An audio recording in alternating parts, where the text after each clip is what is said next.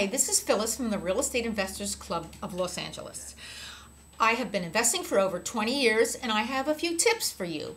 Today we're going to be talking about how to buy in any kind of a market. And the whole idea is to not speculate. Would you like to know the difference between investing and speculating? A lot of people did a lot of speculating in the last number of years and they got burned big time. And any of the gurus, including the ones that I've taught and the people that I teach, will not tell you that you buy hoping to make a profit when the price goes up. You make your money going in, so that therefore no matter what happens, you have profited. You don't take a chance, because as people have seen, markets can go down. Real estate does not always go up, believe it or not. So when you buy going in, it means that you need to get a discount from the price.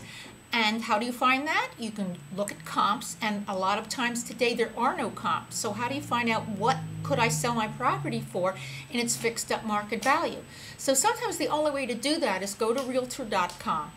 Find out what houses are on the market, the lowest price houses that are similar to yours that are fixed up and beautiful, because these would be your competition. So for example, if you see a beautiful house that's similar to the one you're considering, and it's selling for $350 and it hasn't sold, guess what? It's not worth $350, so therefore yours has to be lower.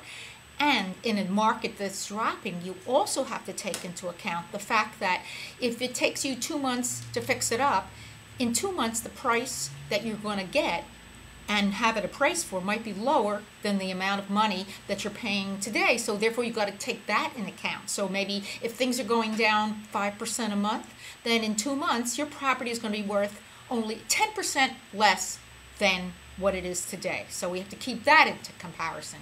So make sure you do your homework going in, and if you give yourself enough of a margin, and you should not buy anything for more than 70% of the fixed up market value minus the repairs. And if you are going to be just a flipper and flip it to another investor, you have to get a better than that price, because that's your flipping fee. Most investors will say, well, I only want to pay 70%, and if you haven't left yourself in the margin, there's no money for you.